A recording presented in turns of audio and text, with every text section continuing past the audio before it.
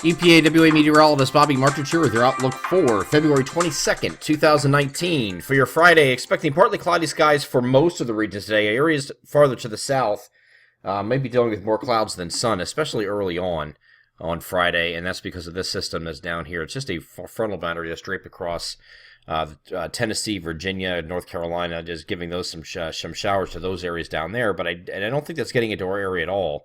But areas farther south here, closest to that boundary, could have more clouds than sun today, maybe even overcast in some spots. But further north, you see a little bit more sun. Actually, more sun the further north you go. And then again, that's going to be favoring earlier on. Later in the day, it starts to sink down to the south.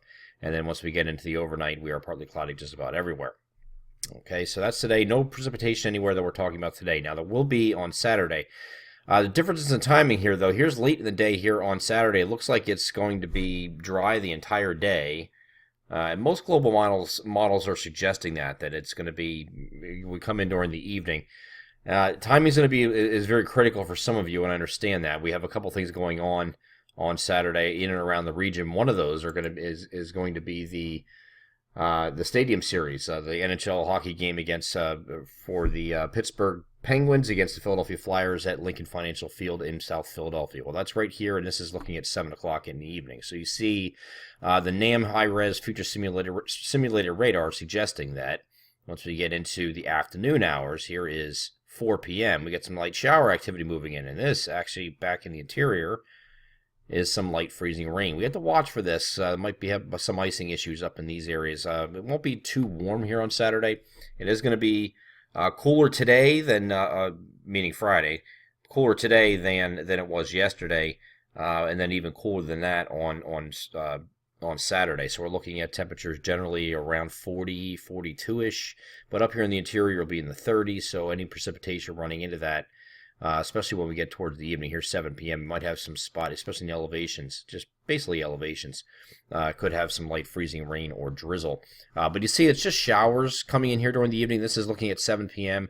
As you go to the next frame, here is 10 p.m. The game starts at 8, so from what I understand, they're going to play through some lighter stuff, and unless it's just like a monsoon where they would postpone it, I don't think it's going to be a monsoon here at this point.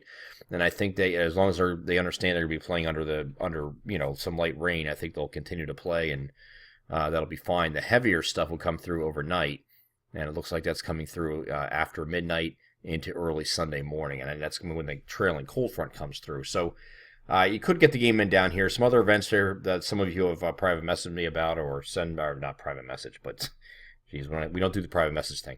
Have emailed us about some events that you have outdoors here on Saturday, trying to get a sense of timing. I'm hoping that helps you a little bit in making your decisions. But it does look like the global models are suggesting the entire daylight hours are dry. So we get this warm front initially coming through, and the warm front's going to have the most punch to it. That comes in after midnight. That's when you get, I think, you get your heaviest rain time frames between midnight to 6, 7 o'clock in the morning here on Sunday. So that's your heaviest period of rain, but this is all rain except for, again, those higher elevations could start off briefly as some freezing rain or drizzle. And then the system's going to move through with the cold front. This is looking at Sunday morning, and then that moves away, and they actually have some decreasing clouds in the afternoon, and it's going to get breezy on Sunday afternoon with wind gusts that are going to be upwards of 35 miles per hour. That won't be the extent of it, but I think when you get into Sunday night is going to get really, and into Monday morning is going to be your windiest time frame. You're going to have some wind gusts there that are 45 miles per hour. It looks like in that time frame, Sunday evening, overnight, and into Monday morning.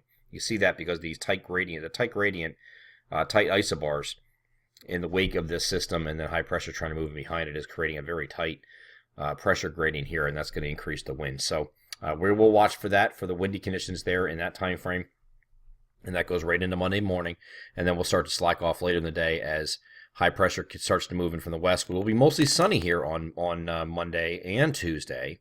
But will be cold or seasonably cold, though nothing crazy. And then we have to watch the system here in the middle of the week that is a fast-moving clipper system. But if it tracks up here like this, so this is showing where the system's going. If it's tracking north of the area like this, most of the area is going to get just some light rain showers, maybe some light snow showers up further north. If it ends up just a little bit further south, like down here by Cincinnati instead of up here by Cleveland, and it takes one of these to pass like this, you get a quick coating to an inch or two of snow. So we'll have to just watch this. Just a clipper system. It doesn't have much upside potential to this, but This Clipper system is important because once it goes by, we will get into that period I talked about where we would be starting from the very end of March, which would be our very end of February, I should say, the 28th, straight through about the 9th or 10th of March. We will be at least slightly below average in that period. And it looks like that's going to continue right up to about the 10th of March. And I'm still on track. I'm going to do the long range today and update this, but there's going to be some up and down periods within that week too. In that first week of March, you'll have some just below average temperatures, and then you'll have just slightly below average. There'll be some different periods. What I'm going to do, and it's the same long range we had last week, I'm not changing a thing. I'm just going to narrow that range a little bit and just distinguish the slightly below versus the below average periods, and when we could possibly expect wintry weather. Getting a lot of questions about that, whether it's on Twitter, Facebook, emails, whatever, about are we done with winter? I don't think so yet. I think we still have one or two in that first week to 10 days of March that we have to watch for. It might only be one, but I mean, we still have some wintry weather we're going to be dealing with up until that point. This one here is on Wednesday. Again, this is looking like it's going to track to the north. Might get northeast PA with some light snow here, but it's going to depend on track with this one. Just a fast moving clipper, and this doesn't have much upside to it anyway. The ones after that do have some potential to bring something a little bit more significant, but we'll just wait and cross that bridge when we get there. Nothing in particular yet, but I'm going to give you some time windows of a winter storm signal time frame. It's going to be very narrowed, where we can get something in that first 10-day period of March. I think after that, once we get past to, that week of March 11th to the 17th, we're going to flip to spring and not look back. Euro Weekly's rain tonight, and also agree with that notion. So it's looking like we're going to return to spring soon enough, and we won't have to wait till the calendar says March 20th or 21st, whatever day the first day of spring is. It's right around there. I think it's 21st. Whatever the first day of spring is, we don't have to wait that long this year. We'll come a couple days early, maybe even a week to 10 days early. I'm EPAWA meteorologist Bobby Martich. That is your outlook for February 22nd, 2019. Have a great Friday.